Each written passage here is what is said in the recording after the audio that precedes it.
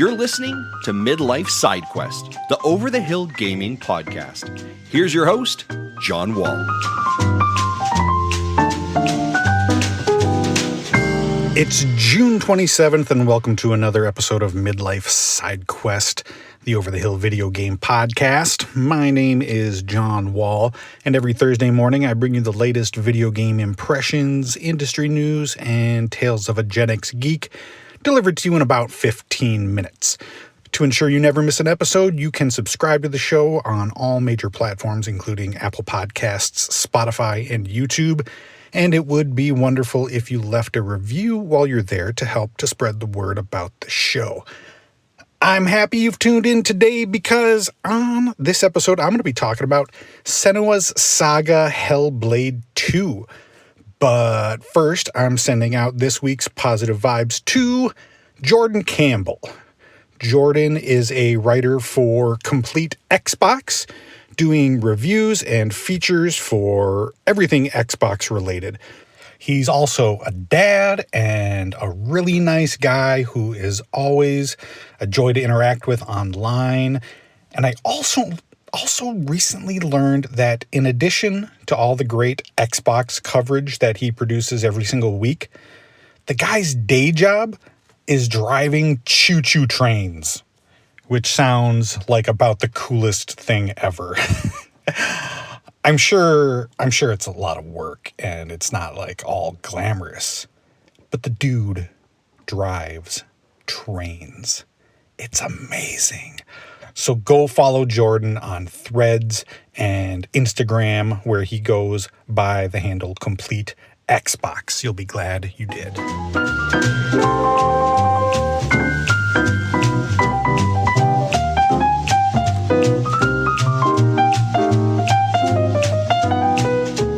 Back in 2017, developer Ninja Theory released Hellblade: Senua's Sacrifice. It was a fairly radical departure for the team, who had created games like DMC Devil May Cry and Heavenly Sword, being smaller in scope and focusing on presentation and story over, complex gameplay and combo-heavy combat. The game, which told the story of picked warrior Senua, who is on a quest to save the soul of her dead lover while battling psychosis and the voices in her head, which she cannot escape.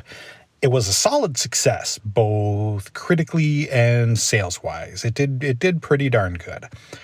Fast forward a couple of years, and Ninja Theory is one of the early studios to get snapped up in Microsoft's studio buying spree. And when the Xbox Series X is revealed at the Game Awards, Hellblade 2 is even the game shown off to tout the console's potential. Well, over 4 years later, and we finally have that game in our hands, and we can see for ourselves if it lives up to the high expectations of being a first-party Xbox release. So the game finds Senua captured by a group of northern slavers who have been raiding her village and taking her people captive. She plans on finding those responsible for the kidnappings and freeing her people. But as they cross the sea towards Iceland, their ship is capsized in a storm, and they and their ruined ships are washed up on shore. Now Senua must fight to survive, locate the slaver encampment, and uncover the many secrets that the land holds. So first, I'll mention the thing that's kind of dominated much of the conversation around this game since its release. Yes, it is absolutely gorgeous. Probably one of the best looking games I've ever seen, honestly. The performance capture is outstanding, in particular the work of Melinda Juergens in the starring role as Senua.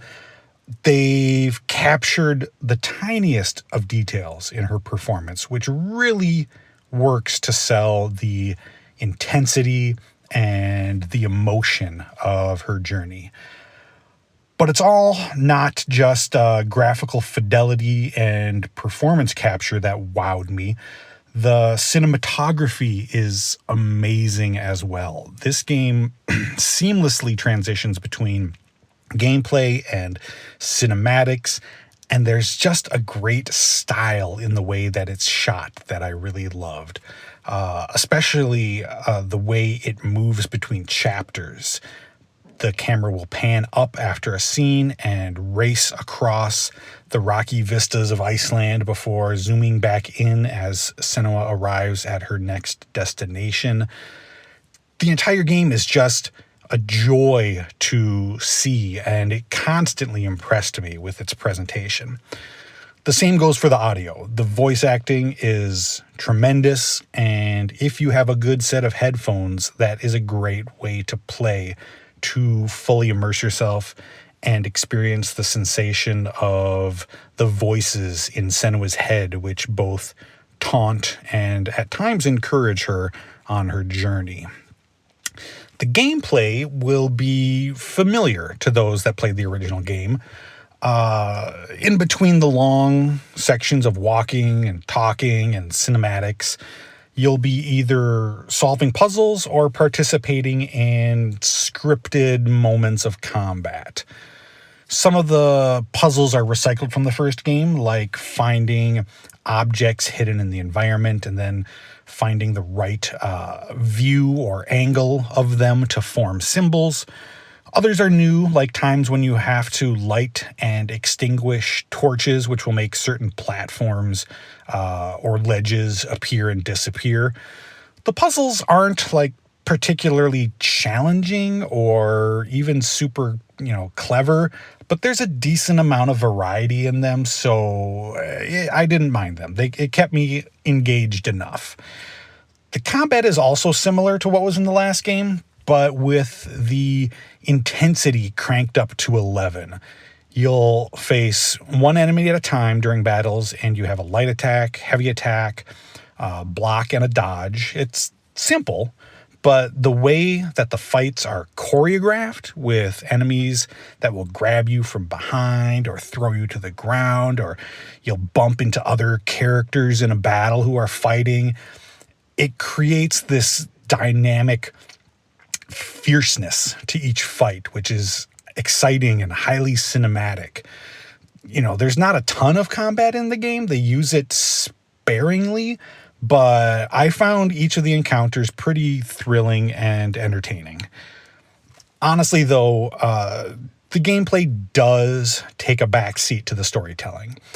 And I'm okay with that because I found the story really compelling with a cast of interesting characters that Senua meets along the way. The people that join her, they're interesting, with compelling stories of their own, which gets you invested in their fates, more than just typical NPCs that you'll find in a lot of games.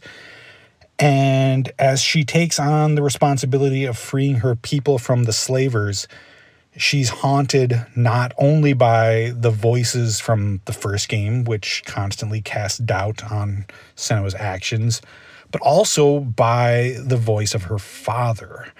Her father not only burned Senua's mother at the stake, but he isolated and abused Senua for possessing the same so-called curse as her mother. When he appears throughout the game to her, that abuse continues, telling her that everything terrible that has happened is all her fault, and she will never be able to escape the horrors of her past. I thought it was extremely powerful to see Senua struggle with her demons and fight to not let the events of her past define who she is now and what her future is. I think most of us have, bad things in our past which stay with us, and that inner turmoil, I think, will hit home for a lot of people. I will say that Hellblade 2 is not always the easiest game to experience, and I'm not talking difficulty. In the early hours of the game, there is a constant and somewhat oppressive sense of dread and misery The sheer amount of death and suffering around you, combined with those voices in her head, could feel a little overwhelming at times. It does give way later in the game, and there are moments of hope and optimism that break through, but those opening hours were rough. Also, if you yourself suffer from mental health issues, I think it could be tough to experience Senua's story. So just be aware of that. And if you are claustrophobic at all, like me, there is one sequence late in the game that had me absolutely crawling out of my skin. Like I said, it's not always like a pleasant experience, but I believe that not all games have to be, fun times. That's not how art works. And that's what Senua's Saga is. It's an artistic vision that stays faithful to the story that Ninja Theory started 7 years ago. After that success and the Microsoft acquisition, you might have expected them to follow things up with like a big 40-hour game filled with skill trees and color-coded loot, but I'm glad that they didn't do that. This game is an evolution of that original story with gorgeous visuals and powerful performances and just enough gameplay to keep you engaged throughout it.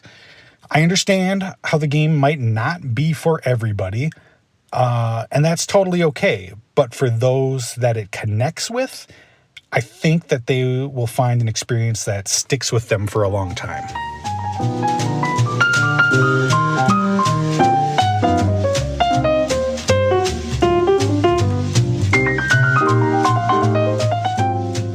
Before I go this week, I want to make sure to wish a happy Pride Month to the entire LGBTQ plus community. This weekend, I'm going to be heading down to Twin Cities Pride, which is always one of my favorite weekends of the year. It's one of the largest Pride events in the country, and it draws in nearly 500,000 visitors each year. It's so much fun with lots of great vendors, food stalls, performers, and just thousands of really awesome people having a great time and celebrating the queer community. I mean, it is really just a positive and welcoming and just happy celebration. So I'm excited to go. So happy Pride to everybody. Last week's question for polling at Threads was, where do you do the majority of your gaming, PC or console? And I was a little surprised that it wasn't a bit closer. 73% of you said you still play mostly on consoles, with 27% saying that you mostly play on PC. So there you go. People still love their consoles. Next Thursday is the 4th of July here in the States. So for this week's poll, I want to know what your favorite part of the holiday is. Is it the fireworks? Is it the food? Or is it the parades? So go visit Midlife SideQuest on Threads after the show to cast your vote, and I'll share the results on next week's episode. Thank you so much for listening to Midlife SideQuest. I appreciate you making time in your day for me. You can catch a new episode of the show every Thursday morning wherever you listen to podcasts. And don't forget to subscribe and leave a review while you're there. And you can follow Midlife SideQuest on Threads if you'd like to chat after the show. So until next week, be well and happy